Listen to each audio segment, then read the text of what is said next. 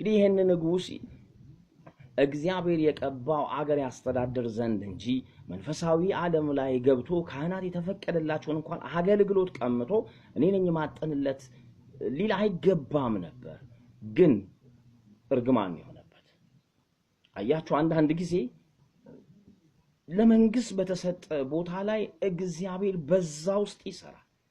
የወንጌል አደራ ተሰጥቶ ህዝብ ምራ ተብለ ማይገባ ነገር ውስጥ መግባት ራሱ እርግማን ነው። የሚገርመኝ ይሄንን ሳስብ ኢሳይያስ መጽሐፍ ላይ ደግሞ እንደዚህ ኢሳይያስ ደግሞ በትንቢተ ኢሳይያስ መጽሐፍ ምዕራፍ 6 ላይ ደግሞ የሚገርም ነገር አለ። የሁለቱ ሰዎች ይገርመኛል። ያ ንጉስ ነው፣ ይሄ ደግሞ ነብይ ነው፣ የእግዚአብሔር ካህን ነው፣ የመንግስት አገልጋይ ነው።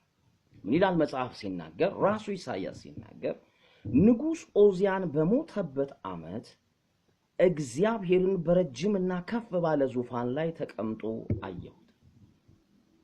የልብሱም ዘርፍ መቅደስ ሞልቶ ነበር። ሱራፌል ከእርሱ በላይ ቆመው ነበር። ለእያንዳንዱ 6 ክንፍ ነበራቸው። 2 ክንፍ ፊታቸውን ይሸፍኑ ነበር፣ በ2 ክንፍ እግሮቻቸውን ይሸፍኑ ነበር፣ በ2 ክንፍ ይበሩ ነበር። አንዱ ቅዱስ ቅዱስ የሰራዊት ጌታ እግዚአብሔር ሁሉ ከክብር ምድር ሁሉ ከክብር ተሞልታለች እያለ ይጮህ ነበር። የመድረኩ መሰረት ከጫዩ ድምጽ የተነሳ ተናወጠ፣ ቤቱን ጢስ ሞላበት። እኔም ከንፈሮቻቸው የረከሱብኝ ሰው በመሆኔ ከንፈሮቻቸው በረከሱት ሕዝብ መካከል በመቀመጤ ዓይኖቼ የሰራዊትን ጌታ እግዚአብሔርን ስላዩ ጠፍቻለሁ፣ ወዮልኛል። ከሱራፌል አንዱ የበረረ ወደ በእጁ ከመሠዊያ በጉጠት የወሰደውን ፍም ነበር። አፌን በዳሰሰ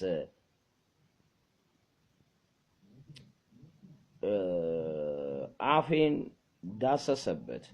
አሁን ይህ ከንፈሮችህ ነስቷል፣ በደል ካንተ ተወሰደ፣ ኃጢአት ተሰረየልህ አለኝ ብሎ ይላል። እንግዲህ ተመልከቱ፣ ኢሳይያስ የንጉሱ ለምጽ ከተመታ በኋላ ወሬ ሁሉ ከተማው የኦዚያን ለምጽ ንጉሱ በለምጽ ተመቶ ብሎ ሰውየው ሁሉ አገልግሎቱን ትቶ የማይገባው ነገር ውስጥ ቀኑን ሙሉ ሲለፈልፍ ይውላል መሰለኝ። አንድ ቀን ግን እግዚአብሔር የነብይነትን አይኑን ከፍቶ ሲያሳየው ወየው ጠፋ።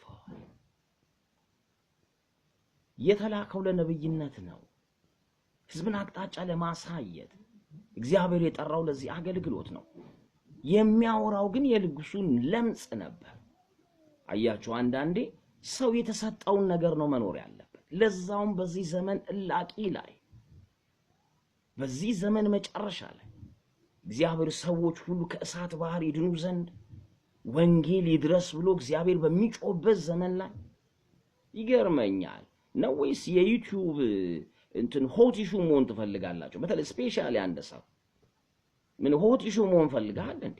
ቴዲ ማለት የፈለገው እንዴት አይነት ነውር ነው! እግዚአብሔር ምሕረት ያብዛላችሁ። ወደ መንገዳችሁ ተመለሱ። አገር የራሷ መሪ አላት። የተሰጠ የወንጌል አደራ ነው። እግዚአብሔር ሰው አክባሪ አይደለም፣ እግዚአብሔር ቃል አክባሪ ነው። የምትከብረው መንገዱን እስኪ ድረስ ነው። ዳንዴ ማገባችሁ ነገር ውስጥ ገብታችሁ ሌላ ኢሹ አትፍጠሩ። ኢየሱስ ክርስቶስ ሊመጣ በደጃለ። የማይመለከታችሁ ሰዎች ይቅርታ አድርጉልኝ፣ እናንተን አይመለከትም። መንካት የሚገቡኝ ሰዎች ስላሉ ይሄን ያስቀመጥኩት። እከሌ ከለብዬ ስም አልጠራ፣ ራሱ ሐሳቡ ስለሚደርሳችሁ። ሻሎም፣ ደህና ሁኑልኝ። ኢየሱስ ይመጣል።